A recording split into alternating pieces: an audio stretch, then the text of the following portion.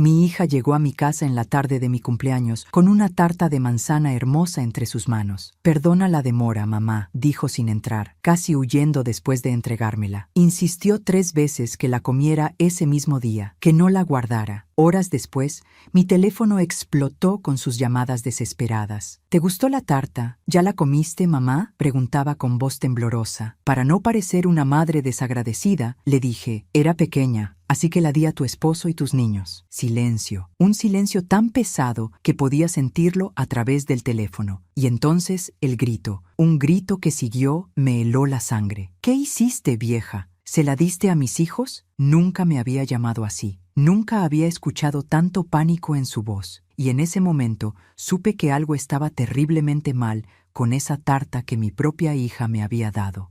¡Qué alegría tenerte aquí conmigo! Si estás viendo este video, suscríbete al canal y cuéntame en los comentarios desde dónde estás escuchando. Nos emociona saber hasta dónde llegan nuestras historias. Aquella llamada histérica de mi hija fue el momento en que mi mundo se derrumbó. Pero para entender cómo llegué a ese punto, necesito contarte quién soy y cómo mi vida se había convertido en una existencia invisible. Mi nombre es Elena y tengo 62 años. Hace 5 años perdí a mi esposo en un accidente y desde entonces vivo sola en esta casa grande que heredamos juntos, rodeada de recuerdos pero vacía de vida. Tengo una hija única, Gabriela, que ahora tiene 35 años y está casada con Rodrigo. Ellos me dieron 2 nietos preciosos, Mateo de 10 años y Sofía de 7. Durante años fui la abuela presente, la que cuidaba de los niños cuando Gabriela trabajaba, la que preparaba sus comidas favoritas cada fin de semana, la que nunca faltaba a sus cumpleaños o festivales escolares. Pero en los últimos 2 años, algo cambió drásticamente. Gabriela empezó a distanciarse, las visitas se volvieron escasas, y cuando me buscaba era solo cuando necesitaba dinero prestado o algún favor urgente. Los niños dejaron de venir a mi casa, y cuando yo preguntaba por qué, Gabriela siempre tenía una excusa. Estaban ocupados con actividades, tenían demasiada tarea, necesitaban descansar. Poco a poco me fui dando cuenta de que me estaba convirtiendo en una obligación molesta en la vida de mi propia hija, en lugar de ser su madre. El día de mi cumpleaños, número 62, amaneció como cualquier otro día solitario. Me levanté temprano y preparé café, mirando el teléfono cada 5 minutos, esperando que sonara con la llamada de Gabriela deseándome feliz cumpleaños. Preparé mi desayuno favorito. Me vestí con esmero pensando que quizás ella vendría a visitarme, y me senté a esperar. Las horas pasaron con una lentitud dolorosa. Mediodía llegó y se fue. La tarde se extendió interminable. Ninguna llamada, ningún mensaje, nada. A cada hora que pasaba sentía cómo mi corazón se encogía un poco más, cómo la esperanza se desvanecía como humo. ¿Alguna vez has pasado un día importante completamente sola, esperando que alguien se acuerde de ti? Cuéntame en los comentarios si has sentido esa soledad que duele en el alma. A las 7 de la tarde, cuando ya había aceptado que pasaría mi cumpleaños en completo olvido, escuché el timbre de la puerta. Mi corazón saltó de esperanza. Corrí a abrir y ahí estaba Gabriela con una caja grande en las manos. «Perdona la demora, mamá. Feliz cumpleaños», dijo con una sonrisa que parecía forzada. Dentro de la caja había una tarta de manzana hermosa, casera, decorada con canela y azúcar glass, exactamente como las que yo solía hacerle cuando era niña. Me emocioné tanto que las lágrimas brotaron de mis ojos. «Hija, es preciosa. Muchas gracias», le dije intentando abrazarla, pero ella dio un paso atrás. No entró a la casa como esperaba. Se quedó parada en el umbral de la puerta con una expresión extraña en el rostro, como nerviosa o ansiosa. «Mamá, está fresquiña. Tiene que comerla hoy», insistió con un tono que me pareció demasiado enfático. «No la guardes para mañana. Se va a echar a perder. ¿Me prometes que la vas a comer esta noche?» Encontré extraña su insistencia, pero no quise arruinar el momento cuestionándola. «Sí, hija, la comeré hoy», prometí. Ella pareció aliviada por mi respuesta, pero aún así no entró. «Tengo que irme. Rodrigo me está esperando en el coche», dijo rápidamente y me dio un beso apresurado en la mejilla antes de irse casi corriendo. Me quedé ahí parada en la puerta, viendo cómo se alejaba sin mirar atrás, sosteniendo esa tarta hermosa en mis manos y sintiendo un vacío extraño en el pecho. Cerré la puerta y llevé la tarta a la cocina. La observé por largo rato, admirando el trabajo que había puesto en decorarla. Mi hija había hecho esto para mí, había recordado mi cumpleaños aunque fuera tarde. Había tomado el tiempo de hornear mi postre favorito. Quizás estaba siendo demasiado dura juzgándola por llegar tarde. Decidí guardar la tarta en el refrigerador para comerla al día siguiente con calma, con un buen café, saboreando cada bocado mientras recordaba tiempos mejores. Esa noche cené sola como siempre. Me di un baño largo y me estaba preparando para dormir cuando el teléfono sonó. Eran las 10 de la noche. Era Gabriela y su voz sonaba completamente diferente a como había sonado horas antes. Había pánico en cada palabra. «Mamá, ¿te gustó la tarta? ¿Ya la comiste?», preguntó con una urgencia que me sobresaltó. No quería que pensara que no había apreciado su regalo, así que sin pensarlo mucho, mentí. Era pequeña, así que la compartí con Rodrigo y los niños cuando pasaron por aquí más temprano. Les encantó. En realidad, nadie había pasado por mi casa. La tarta seguía intacta en mi refrigerador, pero quería que supiera que su regalo había sido disfrutado y compartido con amor. El silencio que siguió a mis palabras fue aterrador. Podía escuchar su respiración acelerada a través del teléfono. Y entonces explotó. «¿Qué hiciste, vieja?», gritó con una voz que nunca le había escuchado, llena de horror y desesperación. Nunca, en 35 años, mi hija me había llamado vieja con ese tono despectivo y aterrado. «¿Les diste la tarta? ¿A Rodrigo y los niños?», continuó gritando, su voz quebrándose. «No, no, no. ¿Cuándo? ¿Hace cuánto tiempo?». Yo estaba completamente confundida. Mi corazón latía con fuerza. «Gabriela, ¿qué pasa? ¿Qué tiene la tarta?», pregunté sintiendo cómo el miedo comenzaba a trepar por mi columna vertebral. Pero ella solo lloraba histéricamente del otro lado de la línea. Dios mío», repetía entre sollozos, y entonces colgó. Me quedé ahí sentada en mi cama, sosteniendo el teléfono en mi mano temblorosa, tratando de procesar lo que acababa de pasar. ¿Qué había en esa tarta que hizo que mi hija entrara en pánico cuando creyó que su esposo y sus hijos la habían comido? ¿Por qué no le importó que yo la hubiera comido, pero le aterrorizó que ellos lo hicieran? Sigue conmigo porque lo que descubrí esa noche cambió mi vida para siempre. Mi corazón latía tan fuerte que podía escucharlo en mis oídos mientras corría hacia la cocina. Abrí el refrigerador con manos temblorosas y ahí estaba la tarta, completamente intacta, exactamente como la había guardado horas antes. Nadie la había tocado, nadie la había probado. Mi mentira inocente sobre haberla compartido con Rodrigo y los niños había sido exactamente eso, una mentira. Pero la reacción de Gabriela no había sido de alivio cuando pensó que la había comido yo. Había sido de terror absoluto cuando creyó que la había comido su familia.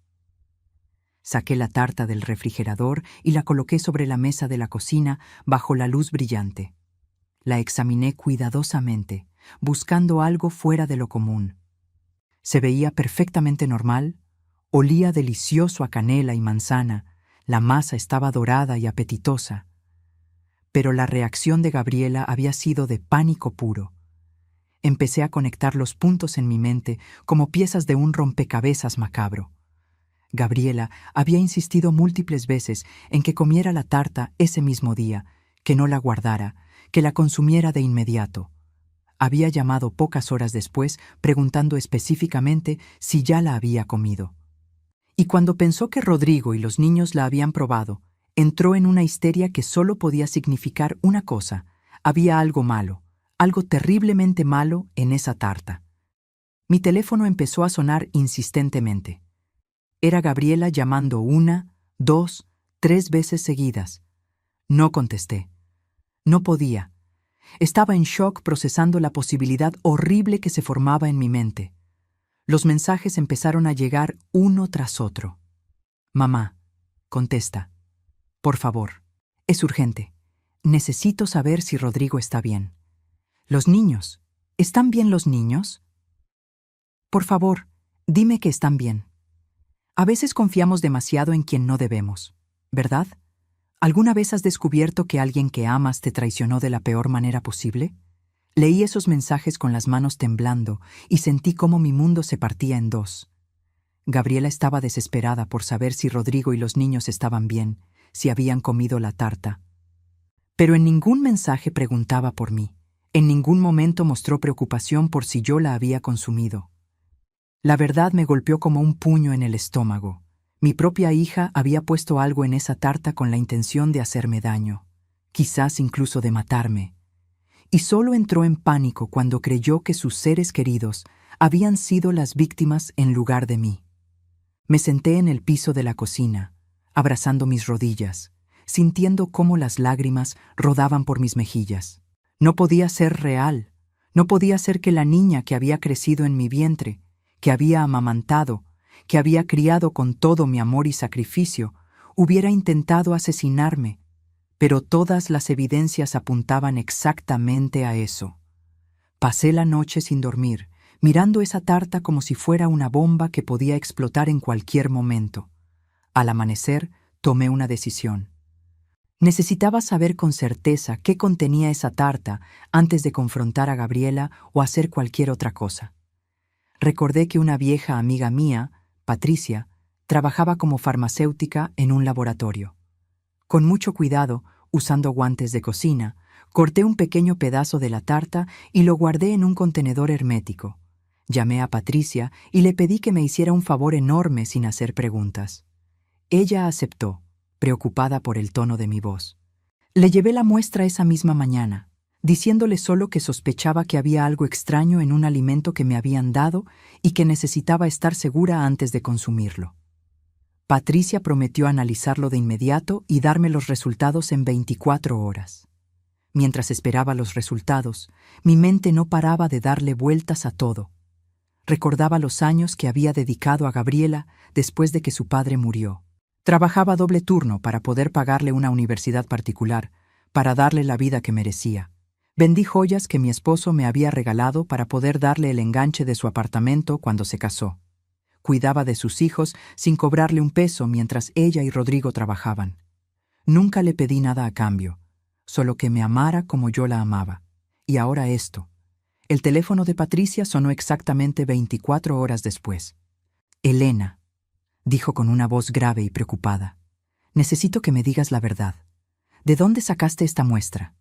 ¿Qué encontraste?», pregunté aunque en el fondo ya sabía la respuesta. «Arsénico, Elena.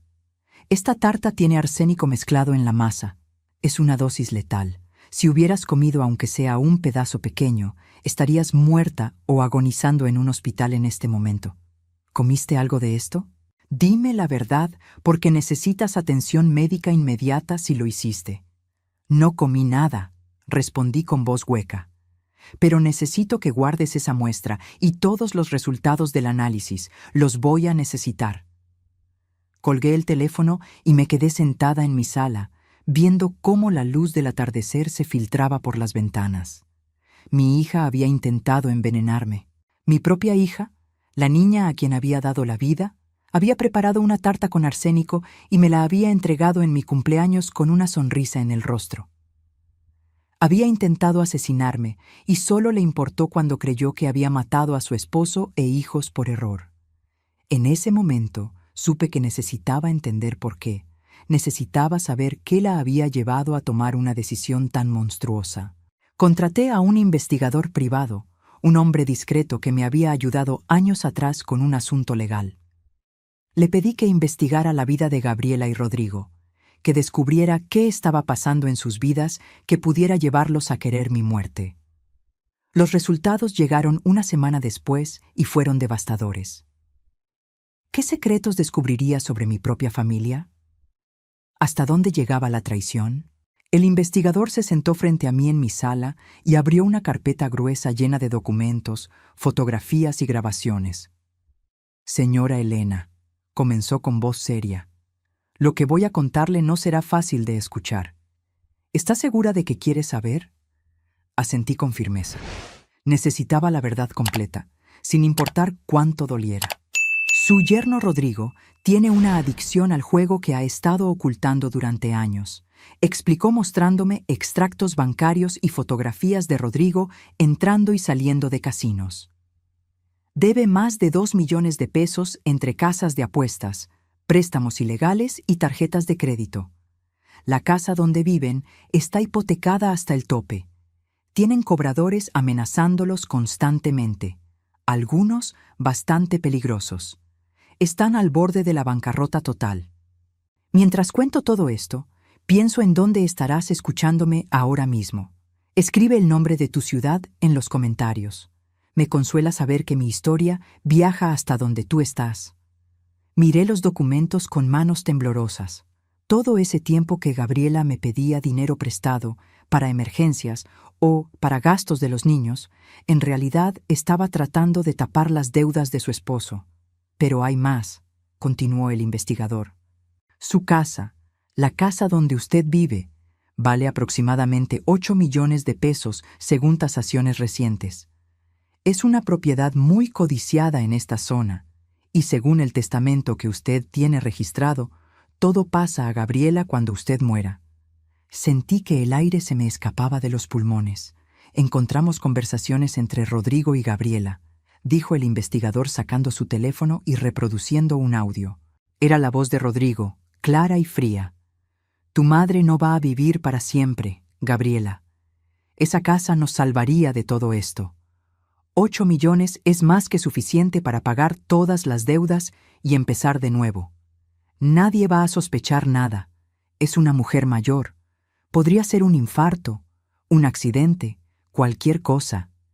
Y entonces escuché la voz de mi hija, mi Gabriela, respondiendo, no puedo, es mi madre. Hubo una pausa que me dio esperanza por un segundo. Pero luego Rodrigo habló de nuevo. Piensa en tus hijos, Gabriela. Si no hacemos algo, vamos a perder todo. Los cobradores ya amenazaron con hacerle daño a Mateo. ¿Quieres que lastimen a tu hijo por proteger a una vieja que ya vivió su vida? El silencio que siguió fue eterno, y entonces escuché a Gabriela decir con voz temblorosa, tiene razón, Dios me perdone, pero tiene razón. Detuve el audio porque no podía escuchar más. Mis lágrimas caían sobre los documentos esparcidos en mi mesa. Hay más grabaciones, dijo el investigador suavemente, conversaciones donde planifican específicamente cómo hacerlo. Rodrigo sugirió veneno porque es difícil de detectar en una mujer de su edad si no buscan específicamente. Gabriela investigó sobre arsénico, cómo conseguirlo, qué dosis usar. Encontramos sus búsquedas en Internet, sus consultas en foros anónimos. Todo está documentado. Me mostró capturas de pantalla de conversaciones donde Gabriela preguntaba en foros oscuros de Internet cómo obtener arsénico sin levantar sospechas. ¿Qué cantidad era letal?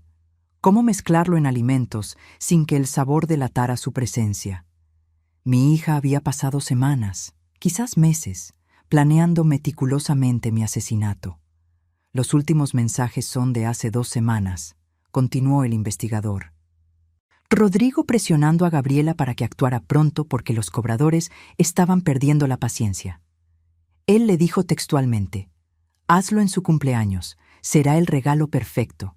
Una vieja muriendo sola el día de su cumpleaños. Todos pensarán que fue la depresión o el corazón.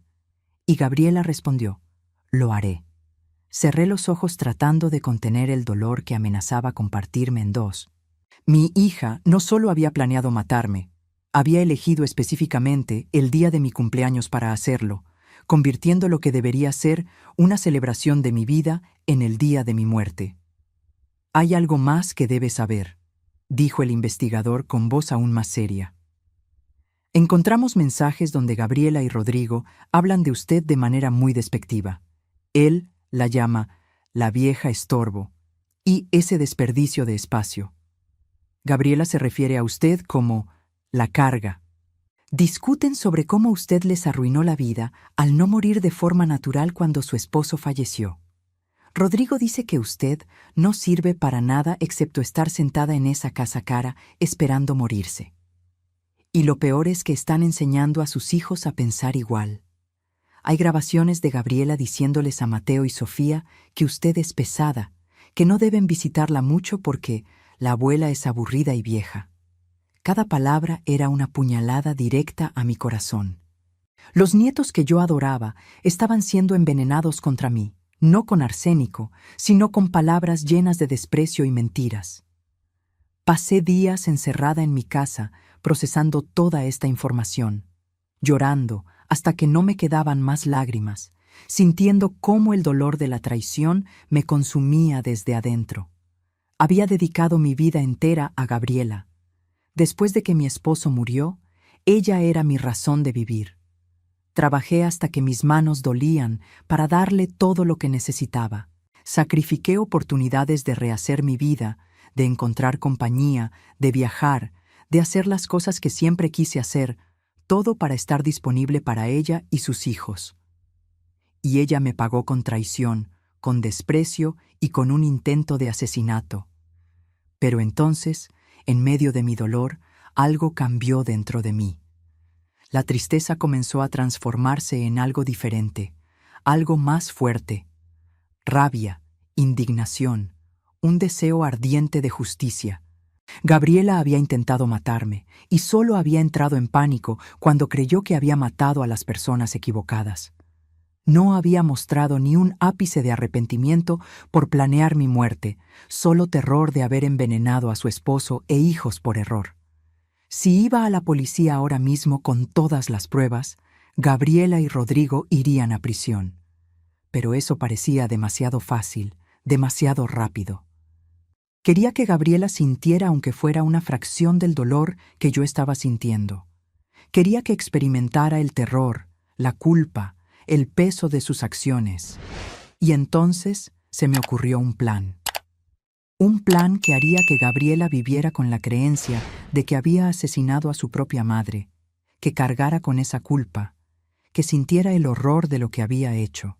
Y solo cuando estuviera completamente destruida por el remordimiento, le revelaría que estaba viva y la enfrentaría con todas sus mentiras y traiciones. ¿Qué habrías hecho tú en mi lugar? ¿Habrías ido directo a la policía o también habrías querido que sintieran el peso de sus acciones primero? A veces la justicia legal no es suficiente para sanar el corazón roto. 3 días después de recibir toda la información del investigador, tomé una decisión que cambiaría todo. No iría a la policía todavía. Primero quería que Gabriela sintiera exactamente lo que se siente cuando tus acciones tienen consecuencias irreversibles.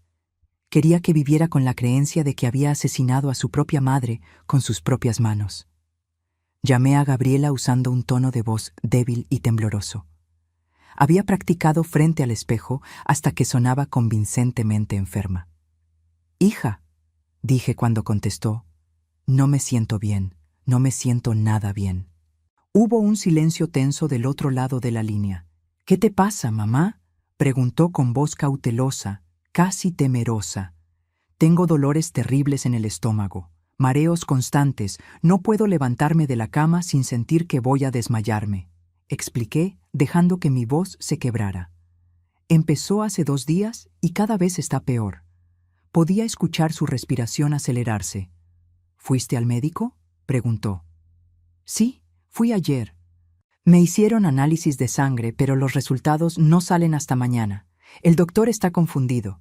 Dice que mis síntomas son extraños», continué. «Gabriela, tengo mucho miedo. Nunca me había sentido así». «¿Comiste la tarta, mamá?», preguntó con voz apenas audible. «Sí, toda. Estaba deliciosa, hija.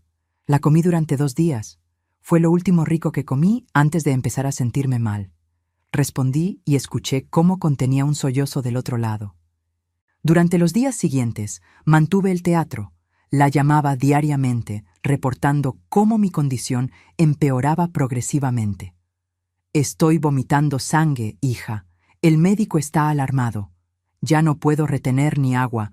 Mi cuerpo está rechazando todo. Me están haciendo más pruebas. Sospechan de envenenamiento, pero no entienden de dónde». Gabriela nunca venía a visitarme. Solo enviaba mensajes preguntando por mi estado, pero nunca se atrevía a presentarse en persona. Sabía por qué. La culpa la estaba consumiendo viva, pero el miedo a ser descubierta era más fuerte. Entonces planté la semilla final de mi venganza. La llamé con voz extremadamente débil. Hija, necesito que vengas. Necesito cambiar mi testamento antes de que sea demasiado tarde. Hay una vecina que ha estado cuidándome estos días. Quiero dejarle algo en agradecimiento, Kay.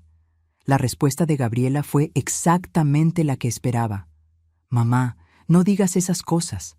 Vas a mejorar. Pero si no mejoro, necesito tener todo en orden, insistí. Esa noche, el investigador que había contratado colocó micrófonos en mi casa. Cuando Gabriela hablara con Rodrigo sobre mi petición de cambiar el testamento, quedaría todo grabado. Y tal como predije, esa noche Gabriela llamó a Rodrigo en pánico. Las grabaciones capturaron cada palabra. Quiere cambiar el testamento, dijo Gabriela con voz temblorosa. Quiere dejarle parte de la herencia a la vecina que la está cuidando. No puedes dejar que haga eso, respondió Rodrigo con furia. Si cambia ese testamento perdemos todo. 8 millones de pesos, Gabriela, ¿entiendes? Todo ese dinero se irá a alguna extraña mientras nosotros nos hundimos en deudas. Está muy enferma, no sé si puede llegar al notario, dijo Gabriela. Entonces déjala morir con el testamento anterior, respondió Rodrigo con una frialdad que me heló la sangre. No vayas a verla, no la ayudes a cambiar nada, solo espera. Por lo que describes, no le queda mucho tiempo. El arsénico está haciendo su trabajo. ¿Alguna vez has tenido que elegir entre el amor familiar y la justicia propia? ¿Entre perdonar lo imperdonable y defender tu dignidad? Cuéntame qué decidiste en los comentarios. Después de esa grabación, inicié la fase final de mi plan. Dejé de contestar el teléfono completamente. Durante una semana entera no hubo señales de vida de mi parte. Gabriela llamaba y llamaba, pero yo no respondía. Sus mensajes pasaron de preocupados a desesperados. Mamá, por favor contesta. Necesito saber que estás bien. Voy a ir a tu casa si no respondes. Pero no vino. Nunca vino. Porque en el fondo no quería saber la verdad. No quería enfrentar lo que había hecho. Entonces puse en marcha la parte más delicada de mi plan. Le pedí a mi amiga Patricia y a otras 2 amigas cercanas que me ayudaran a difundir un rumor. Patricia fue a la farmacia del barrio, donde todos se conocen, y mencionó casualmente que había escuchado que yo había fallecido en casa. Pobre Elena, murió sola. La vecina la encontró esta mañana, dijo con voz triste. El rumor se extendió como fuego. En un barrio pequeño las noticias viajan rápido. No pasaron ni 2 horas antes de que Gabriela recibiera una llamada de una conocida mutua dándole la noticia. Mi amiga Patricia estaba cerca cuando Gabriela recibió la llamada y grabó su reacción. ¿Murió?, preguntó Gabriela con voz temblorosa. Hubo una pausa, y entonces, en lugar del llanto desconsolado que una hija debería tener al enterarse de la muerte de su madre, Gabriela dijo: «Entiendo. Gracias por avisarme». Colgó el teléfono y mi amiga la escuchó decirle a Rodrigo: «Se acabó. Mamá murió».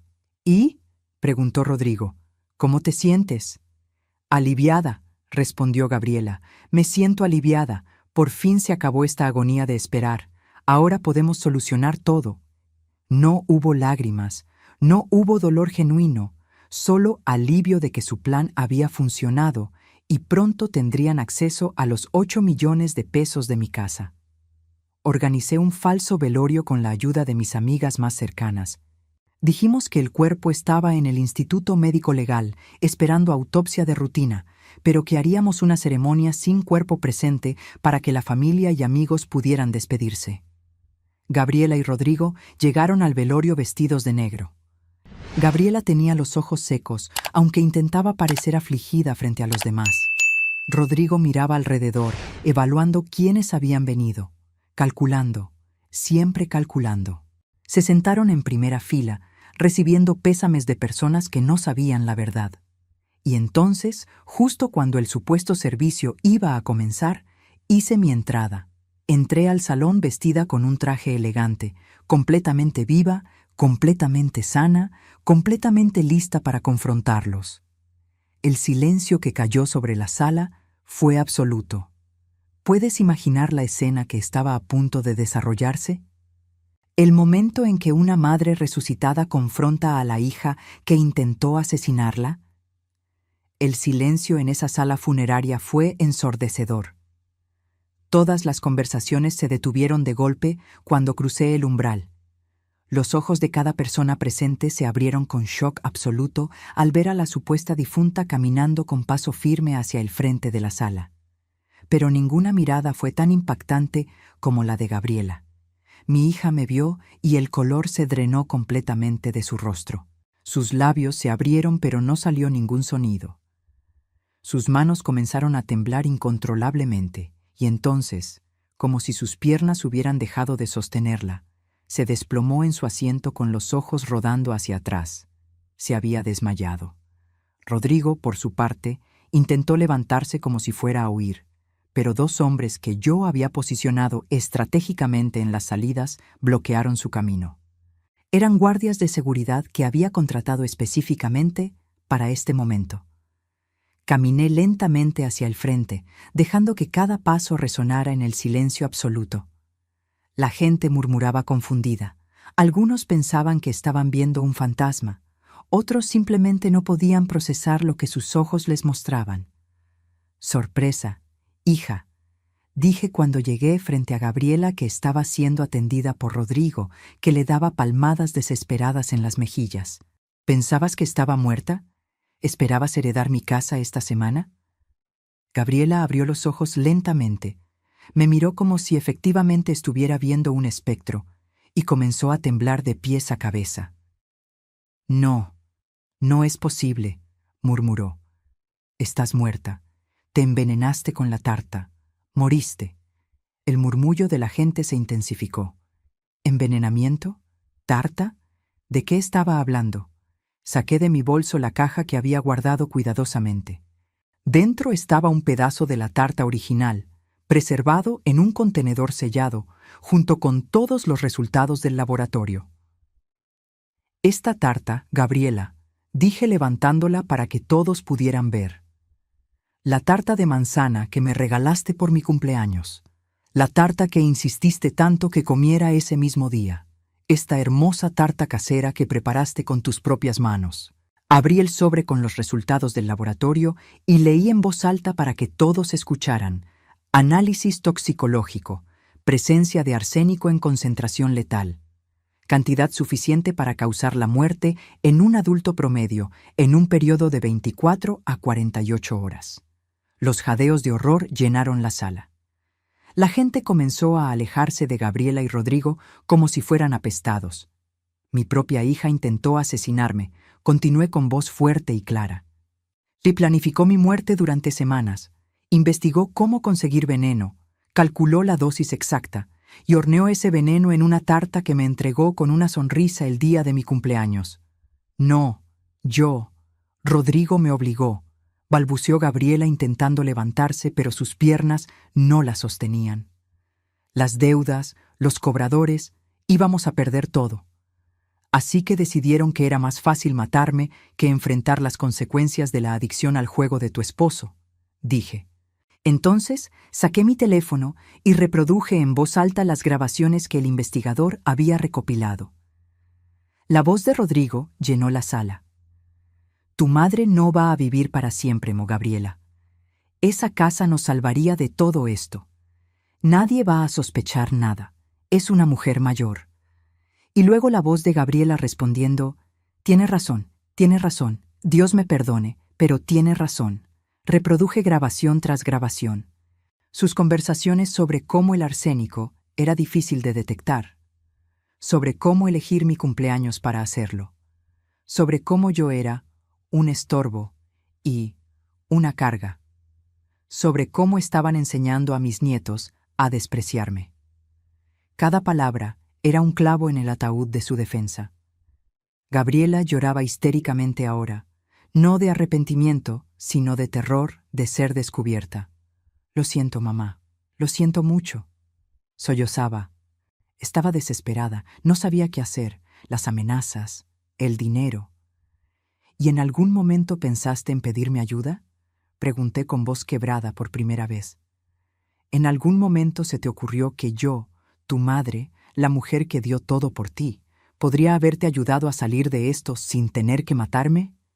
Tú no tienes tanto dinero, dijo Gabriela confundida. Entonces solté la bomba final. Tengo mucho más de lo que crees, Gabriela. Además de esta casa de 8 millones, tu padre me dejó inversiones y propiedades que suman otros 12 millones de pesos. Nunca te lo dije porque no quería que me vieras como una fuente de dinero. Qué irónico que al final eso fue exactamente en lo que me convertí para ti. No una madre, no una persona, solo un obstáculo entre tú y 20 millones de pesos. El shock en el rostro de Gabriela fue total. Habían planeado matarme por 8 millones sin saber que había mucho más. Si me hubieran pedido ayuda, yo habría pagado sus deudas sin pensarlo 2 veces. Habría vendido propiedades, habría dado todo lo que tenía para salvar a mi hija y mis nietos. Pero nunca me dieron esa oportunidad. Eligieron el asesinato sobre la honestidad. He llamado a la policía. Dije entonces. Deben estar llegando en cualquier momento. Tengo todas las pruebas, la tarta con arsénico, los análisis de laboratorio, las grabaciones de ustedes planeando mi muerte, sus búsquedas en Internet sobre venenos, todo. Van a ir a prisión por intento de homicidio. «No puedes hacer esto», gritó Rodrigo levantándose agresivamente. «Eres su madre. Una madre no hace esto a su hija». «Una hija tampoco envenena a su madre», respondí con calma helada. «Y en cuanto a mi testamento, ya lo cambié. Todo va a una fundación para mujeres mayores víctimas de abuso familiar. Gabriela, tú no recibirás absolutamente nada, ni ahora ni cuando realmente muera». En ese momento las sirenas de la policía se escucharon afuera. Gabriela se lanzó a mis pies suplicando, aferrándose a mis piernas. «Mamá, por favor, piensa en tus nietos. ¿Qué va a hacer de Mateo y Sofía si nos meten a la cárcel?» Miré hacia abajo a esta mujer que alguna vez fue mi pequeña niña, mi razón de vivir, y sentí nada. El amor no había muerto, pero estaba enterrado bajo capas y capas de traición y dolor. «Deberías haber pensado en tus hijos antes de intentar asesinar a su abuela», respondí. «Ellos van a saber la verdad sobre lo que hiciste. Y quizás, solo quizás, cuando crezcan entenderán por qué su abuela tuvo que hacer lo que hizo». Los policías entraron y arrestaron a Gabriela y Rodrigo ahí mismo, frente a todos los presentes. Mientras los esposaban y les leían sus derechos, Gabriela gritaba mi nombre una y otra vez. Pero yo no volteé. No podía. Miré a los amigos y familiares reunidos en esa sala y vi en sus rostros una mezcla de horror, lástima y respeto. «Siento haberlos engañado con este falso velorio», dije a todos, pero necesitaba que la verdad saliera a la luz de la manera correcta. Necesitaba que Gabriela enfrentara sus acciones frente a todos ustedes, frente a la comunidad que la vio crecer, para que supieran quién es realmente. Nadie me culpó. Todos entendieron. ¿Tú qué habrías hecho? ¿Habrías perdonado para mantener la paz familiar o habrías elegido la justicia aunque doliera? Los meses que siguieron al arresto fueron un torbellino de procedimientos legales, testimonios y dolor. Gabriela y Rodrigo fueron procesados por intento de homicidio calificado. Las pruebas eran irrefutables. La tarta con arsénico, los análisis toxicológicos, las grabaciones de ellos planeando mi muerte, el historial de búsquedas en Internet de Gabriela sobre venenos y métodos para matar sin dejar rastros. Todo presentado meticulosamente ante el juez. Su abogado defensor intentó argumentar que Gabriela había sido coaccionada por Rodrigo, que las deudas y las amenazas de los cobradores la habían llevado a un estado mental alterado. Pero las grabaciones mostraban claramente que aunque Rodrigo había iniciado la idea, Gabriela había participado activamente en la planificación. Ella había sido quien investigó sobre el arsénico, quien lo consiguió a través de contactos oscuros en Internet, quien horneó esa tarta con sus propias manos mezclando el veneno en la masa. No había sido una víctima pasiva, sino una participante activa en un intento de asesinato. La sentencia llegó 6 meses después del arresto. Rodrigo recibió 15 años de prisión por ser el autor intelectual y por coerción. Gabriela recibió 12 años por intento de homicidio calificado contra un ascendiente, un agravante especial en la ley que aumentaba la pena por tratarse de su propia madre. Ambos perdieron todos los derechos sobre cualquier herencia mía, presente o futura. El testamento que había modificado era irrevocable. Mateo y Sofía, mis nietos, quedaron bajo la custodia de los padres de Rodrigo. Intenté acercarme a ellos, explicarles que seguía siendo su abuela y que los amaba, pero habían sido completamente envenenados contra mí. «Tú metiste a nuestra mamá a la cárcel», me gritó Mateo cuando intenté hablar con él. «Eres mala. Mamá dice que eres una mentirosa y que inventaste todo». Era claro que Gabriela, incluso desde la prisión, seguía manipulándolos. Los abuelos paternos tampoco querían mi presencia cerca de los niños. Me culpaban por destruir su familia, como si yo hubiera sido quien planeó un asesinato.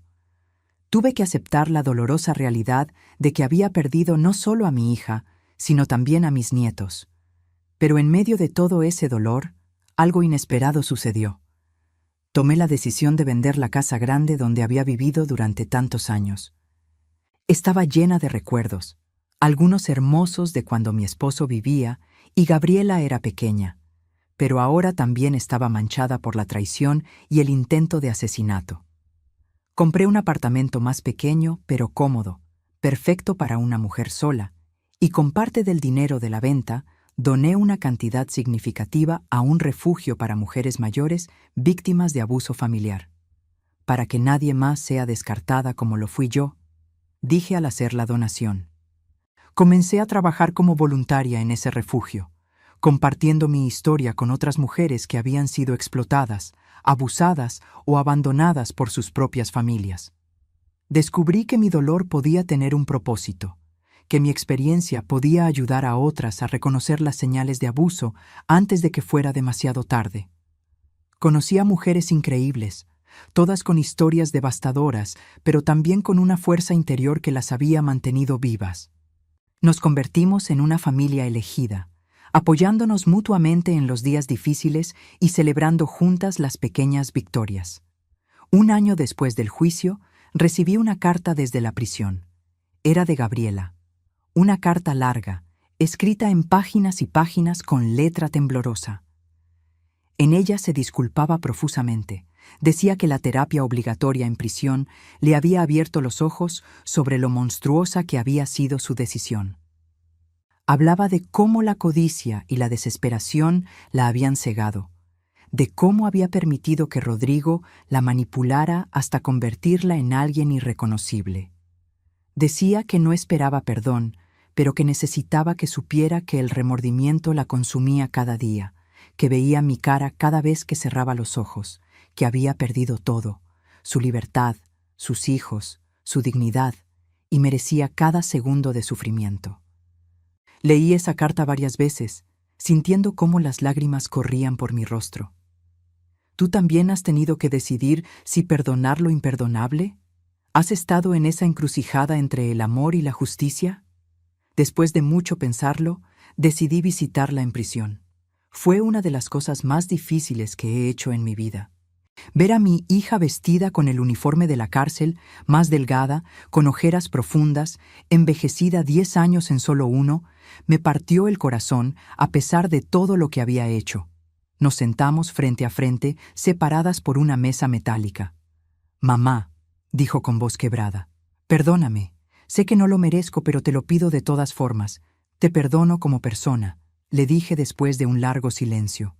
«Te perdono porque cargar con el odio me está matando por dentro tanto como te está matando a ti.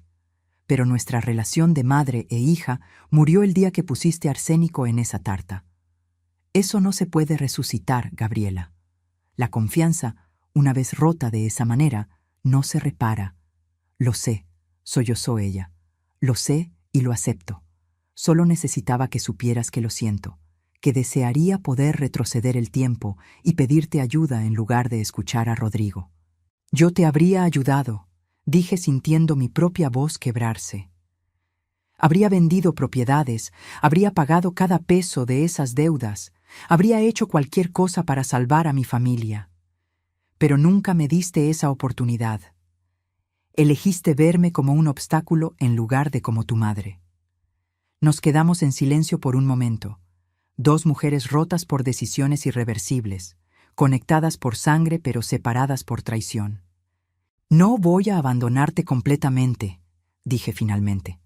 Vendré a visitarte de vez en cuando. Depositaré dinero en tu cuenta de la prisión para que puedas comprar lo que necesites. Pero nunca será como antes, Gabriela. Esa madre que daba todo sin pensar murió. La mujer que tienes frente a ti ahora es alguien diferente. Alguien que aprendió a valorarse a sí misma. No. 3 años han pasado desde aquella noche del falso velorio. Hoy tengo 65 años y mi vida es completamente diferente. Perdí a mi hija y a mis nietos. Perdí la ilusión de la familia perfecta que pensé que tenía. Pero gané algo más valioso. Gané libertad, gané dignidad, gané propósito. Ya no soy Elena la invisible. Elena la que existe solo para servir a otros. Elena la descartable. Ahora soy Elena, una mujer que se defendió cuando su propia familia intentó destruirla. Soy Elena, que ayuda a docenas de mujeres mayores a reconocer su valor y defenderse del abuso. Soy Elena, que transformó su dolor en una misión de vida. Hace 2 meses, algo inesperado sucedió. Mateo, mi nieto que ahora tiene 13 años, apareció en mi apartamento. Había investigado por su cuenta lo que realmente pasó. Había leído los documentos del juicio. Había escuchado las grabaciones. Abuela, dijo con lágrimas en los ojos. Lo siento. Mamá y papá nos mintieron. Dijeron que tú inventaste todo para quedarte con el dinero. Pero leí las pruebas, escuché las grabaciones. Ellos intentaron matarte y tú solo te defendiste, apuesta. Lo abracé y lloré con él, sintiendo por primera vez en años una chispa de esperanza. Quizás no todo estaba perdido. Quizás la próxima generación podría romper el ciclo de traición y aprender lo que significa la familia verdadera. Ahora, cuando me paro frente a grupos de mujeres en el refugio y cuento mi historia, siempre termino con las mismas palabras. Nunca somos demasiado viejas para defendernos. Nunca somos tan descartables como algunos quieren hacernos creer.